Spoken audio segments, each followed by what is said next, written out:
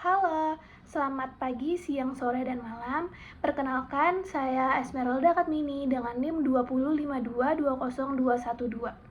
Video ini dibuat dengan tujuan untuk memenuhi ujian tengah semester mata kuliah PLKH 4 Litigasi Pidana dengan dosen pengampu Bapak Heri Firmansyah. Baik, pada kesempatan kali ini saya akan memaparkan dua materi. Yang pertama ada sistem peradilan pidana, dan yang kedua adalah alat bukti dan hak korban tersangka. Langsung saja kita ke materi yang pertama yaitu sistem peradilan pidana. Pengertian Criminal Justice System. Sistem peradilan pidana (SPP) untuk pertama kali diperkenalkan oleh pakar hukum pidana dan para ahli dalam criminal justice science di Amerika Serikat sejalan dengan ketidakpuasan terhadap mekanisme kerja aparatur penegak hukum dan institusi penegak hukum. Ketidakpuasan ini terbukti dari meningkatnya kriminalitas di Amerika Serikat pada tahun 1960-an. Criminal Justice System dapat diartikan sebagai pemakaian pendekatan sistem terhadap mekanisme administrasi peradilan pidana, dan peradilan pidana sebagai suatu sistem merupakan hasil interaksi antara peraturan perundang-undangan, praktik administrasi, dan sikap atau tingkah laku sosial. Marjono memberikan batasan bahwa yang dimaksud dengan sistem peradilan pidana adalah sistem pengadilan kejahatan yang terdiri dari lembaga-lembaga kepolisian, kejaksaan, pengadilan, dan pemasyarakatan terpidana. Sistem peradilan pidana berasal dari kata sistem dan peradilan pidana. Sistem dapat diartikan sebagai suatu rangkaian di antara sejumlah unsur yang saling terkait untuk mencapai tujuan tertentu. Tujuan akhir dari sistem peradilan pidana (SPP) ini tidak lain adalah untuk mencapai keadilan bagi masyarakat. Tujuan sistem peradilan pidana dapat dirumuskan menjadi 3, yaitu mencegah masyarakat menjadi korban kejahatan, menyelesaikan kasus kejahatan yang terjadi sehingga masyarakat puas bahwa keadilan telah ditegakkan dan yang bersalah dipidana. Yang ketiga, mengusahakan agar mereka yang pernah melakukan kejahatan tak mengulangi lagi kejahatannya.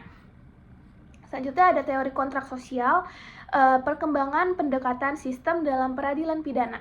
Kita perlu mengamati pendapat Steinhuis tentang pendekatan fungsional dalam hukum pidana. Pendekatan bersumber pada teori kontrak sosial yang dikaitkan dengan tujuan hukum pidana. Teori kontrak sosial mengemukakan individu menyerahkan sebagian kebebasannya kepada negara.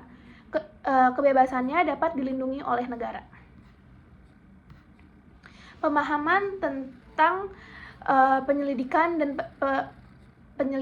penyidikan, penangkapan, penahanan, penggeledahan, penyitaan, dan pemeriksaan surat, penuntutan dan dakwaan, pra-peradilan, ganti rugi dan rehabilitasi, koneksita, penggabungan perkara, kewenangan mengadilis, dan pemeriksaan sidang acara tepat, singkat, dan biasa.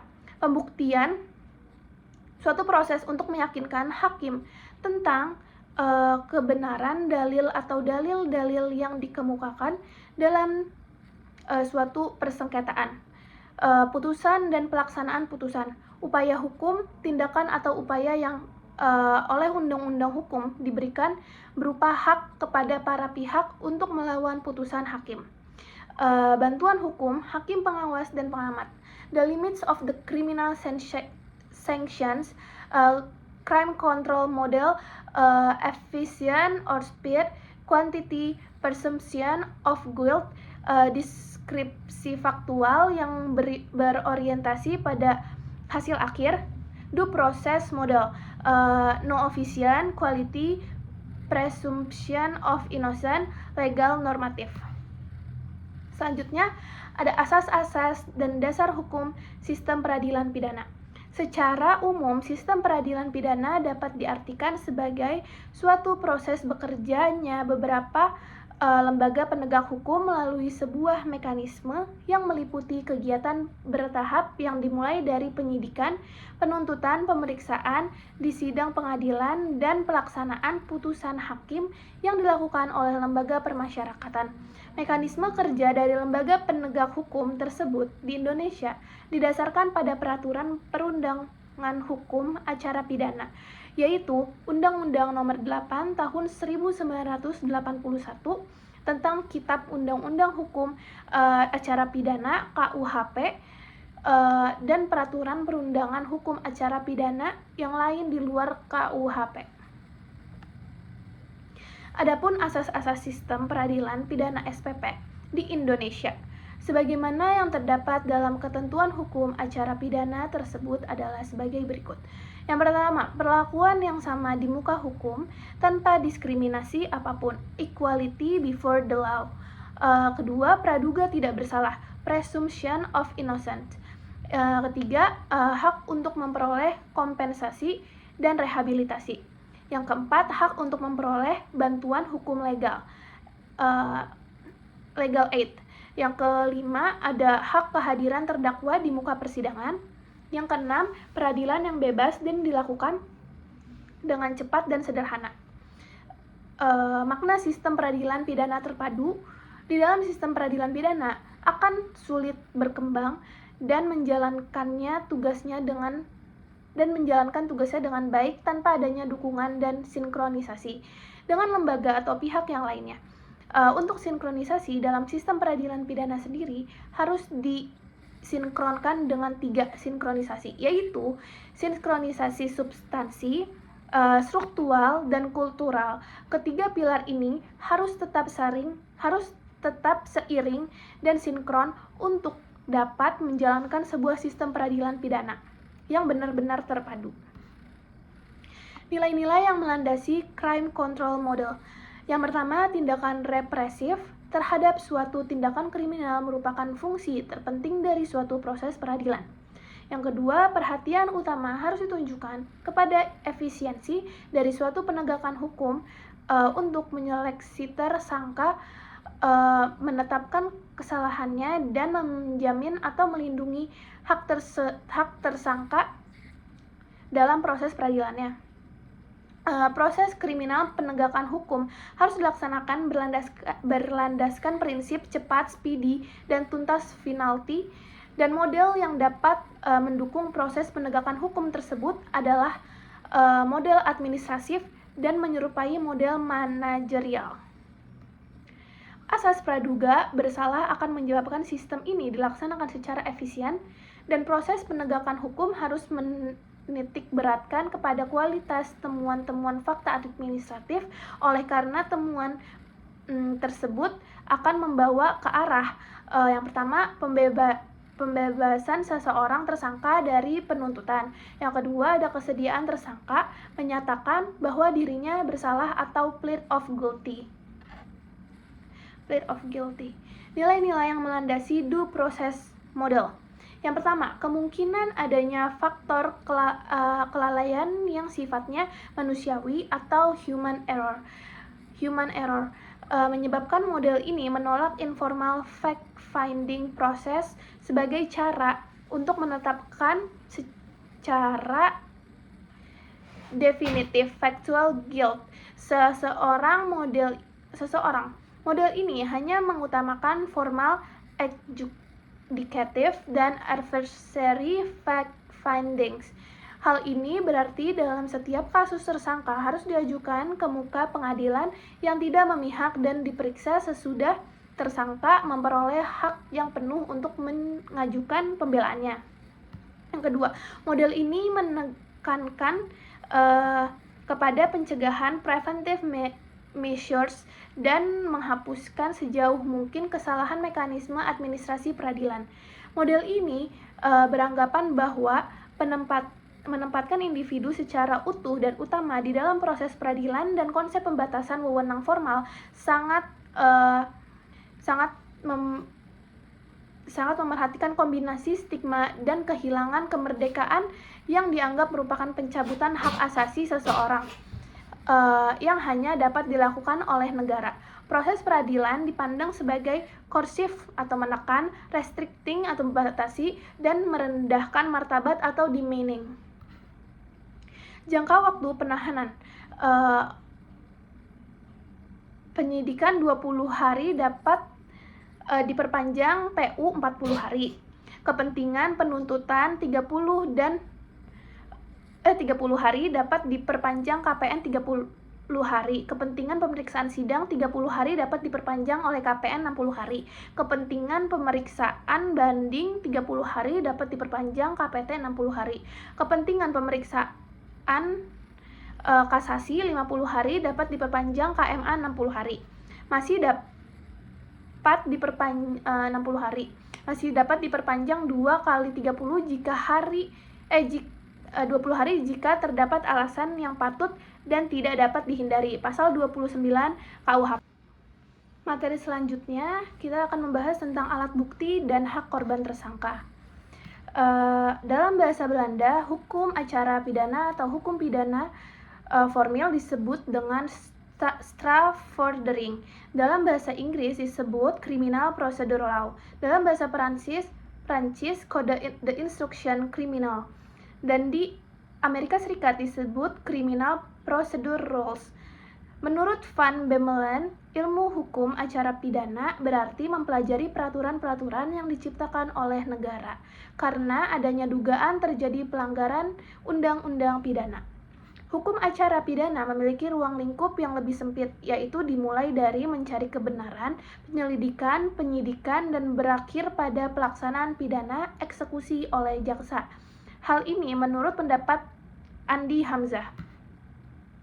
Pembuktian dalam perkara pidana, penelitian dan penggunaan nalar atau akal sehat terhadap semua keadaan keterangan untuk mendapatkan kepastian bahwa suatu tindak pidana benar terjadi dan terdakwa memang bersalah.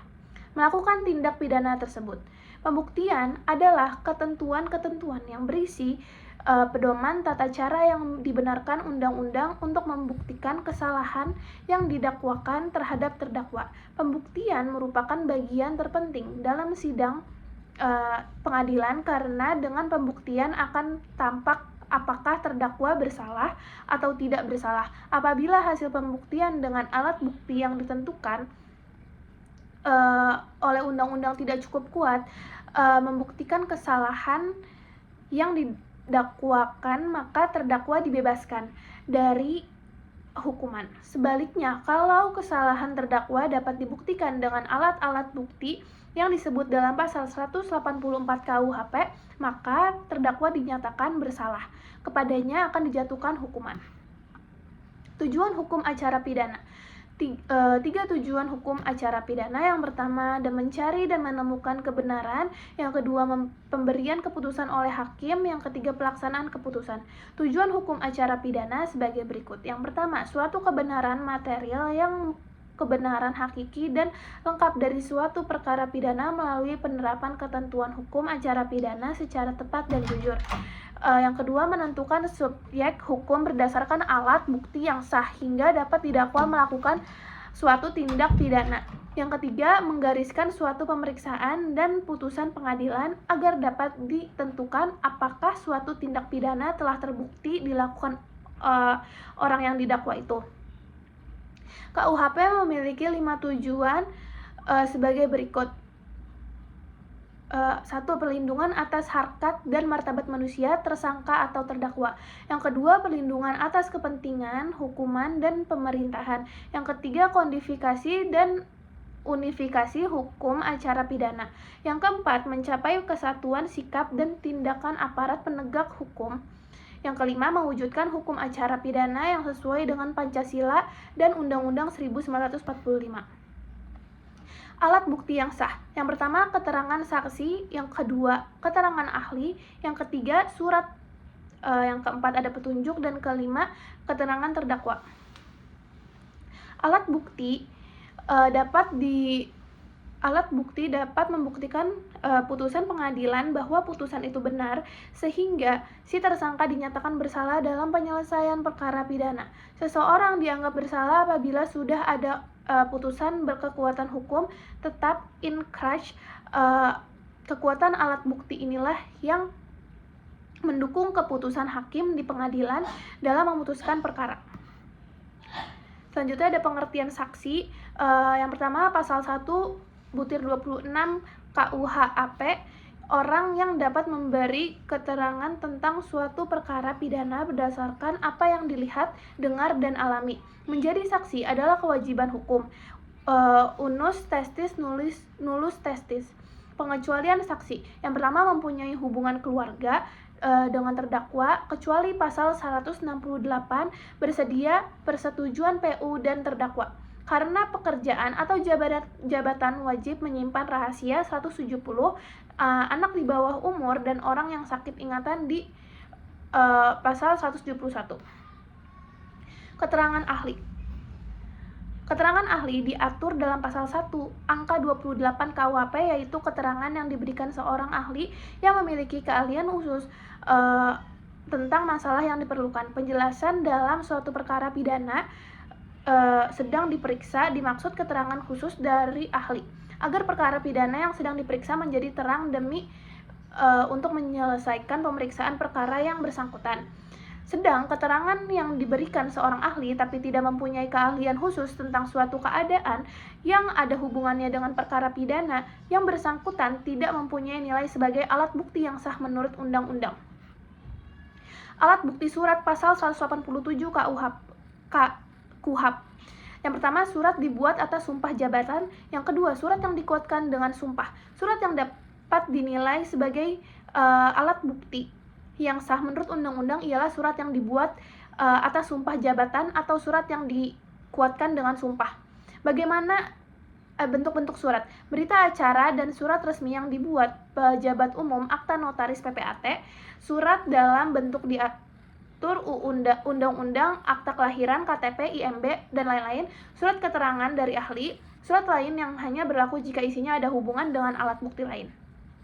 Bagaimanapun, sempurnanya nilai pembuktian alat bukti surat, kesempurnaan itu tidak merubah sifatnya menjadi alat bukti yang mempunyai nilai kekuatan pembuktian yang mengikat. Nilai kekuatan yang melekat pada kesempurnaannya tetap bersifat kekuatan pembuktian yang bebas. Hakim bebas untuk menilai kekuatan dan kebenarannya dari asas kebenaran sejati maupun dari sudut batas minimum pembuktian. Alat bukti petunjuk. Alat bukti petunjuk sebagaimana yang terdapat dalam pasal 188 ayat 1 KUHAP. Petunjuk adalah perbuatan, kejadian, atau keadaan yang karena penyesuaiannya baik antara yang satu dengan yang lain maupun dengan tindak pidana itu sendiri menandakan bahwa telah terjadi suatu tindak pidana dan siapa pelakunya. Penerapan alat bukti petunjuk dalam persidangan juga terdapat di dalam pasal 188 ayat 3, yaitu penilaian atas kekuatan pembuktian dari suatu petunjuk dalam setiap keadaan tertentu dilakukan oleh hakim dengan arif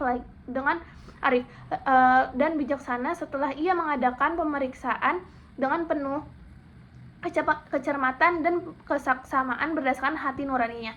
Kekuatan pembuktian alat bukti petunjuk berupa sifat dan kekuatannya dengan alat bukti yang lain. Kekuatan pembuktian petunjuk oleh hakim tidak terikat atas kebenaran persesuaian yang diwujudkan oleh petunjuk. Oleh karena itu, hakim bebas menilainya dan mempergunakannya sebagai upaya pembuktian.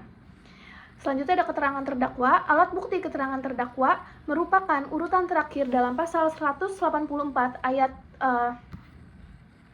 1 terkait dengan keterangan terdakwa terdapat dalam pasal 198 ayat 1 KUHAP. Keterangan terdakwa ialah apa yang terdakwa nyatakan di sidang tentang perbuatan yang ia lakukan atau ia ketahui sendiri atau alami sendiri. Pada prinsipnya keterangan terdakwa adalah yang dinyatakan atau diberikan terdakwa di sidang pengadilan. Adapun apa yang terdakwa terangkan dalam pemeriksaan pendahuluan, dahulu itu bukan merupakan suatu bukti yang sah. Ia hanya dapat digunakan untuk membantu menerangkan bukti di sidang pengadilan dan hanya dapat digunakan terhadap terdakwa sendiri. Untuk membuktikan bahwa terdakwa bersalah terhadap melakukan tindak pidana yang didakwakan kepadanya, maka keterangannya terdakwa itu harus ditambah lagi dengan suatu alat bukti yang lain, misalnya dengan keterangan saksi atau keterangan ahli atau surat maupun petunjuk.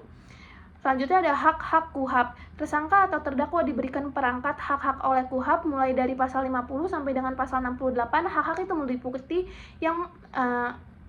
meliputi hal berikut ini. Yang pertama, hak untuk segera diperiksa, diajukan ke pengadilan, dan diadili. Pasal 50 ayat 1, 2, dan 3. Hak untuk mengetahui dengan jelas dan bahasa yang dimengerti olehnya tentang apa yang disangkakan dan yang didakwakan. Pasal 51 butir A dan B, hak untuk memberikan keterangan secara bebas pada penyidik dan hakim tersebut di muka. Pasal 52, hak untuk mendapat juru bahasa. Pasal 53 ayat 1. Hak untuk selanjutnya ada hak untuk dapat bantuan hukum pada setiap tingkat pemeriksaan. Pasal 54, hak untuk mendapat nasihat hukum dari penasihat hukum yang ditunjuk oleh pejabat yang bersangkutan pada semua tingkat pemeriksaan bagi tersangka atau terdakwa yang diancam pidana mati dengan biaya cuma-cuma. Hak tersangka atau terdakwa yang berkebangsaan asing untuk menghubungi dan berbicara dengan perwakilan negaranya. Pasal 57 ayat 2. Hak untuk menghubungi dokter bagi tersangka atau terdakwa yang ditahan. Pasal 58. Hak untuk memberitahu kepada keluarganya atau orang lain yang serumah dengan tersangka atau terdakwa yang ditahan untuk mendapatkan bantuan hukum dan jaminan bagi penangguhannya, dan hak untuk berhubungan dengan keluarga yang dengan maksud yang sama di atas. Pasal 59 dan 60. Hak untuk dikunjungi sanak keluarga yang tidak ada hubungan dengan perkara tersangka atau terdakwa untuk kepentingan pekerjaan atau untuk kepentingan kekeluargaan. Pasal 61. Hak tersangka untuk terdakwa untuk berhubungan surat menyurat dengan penasihat hukumnya. Pasal 62. Hak tersangka atau terdakwa untuk menghubungi dan menerima kunjungan rohaniawan. Pasal 63. Hak tersangka untuk terdakwa untuk mengajukan saksi dan ahli yang ada charge. Pasal 65. Hak tersangka atau terdakwa untuk menuntuti ganti rugi. Pasal 68. Hak terdakwa pihak yang diadili untuk menuntut terhadap hakim yang mengadili perkaranya. Pasal 27 ayat 1 Undang-Undang Pokok Kekuasaan Kehakiman. Baik, sekian dua materi yang dapat saya sampaikan. Mohon maaf bila ada kata-kata yang salah. Terima kasih.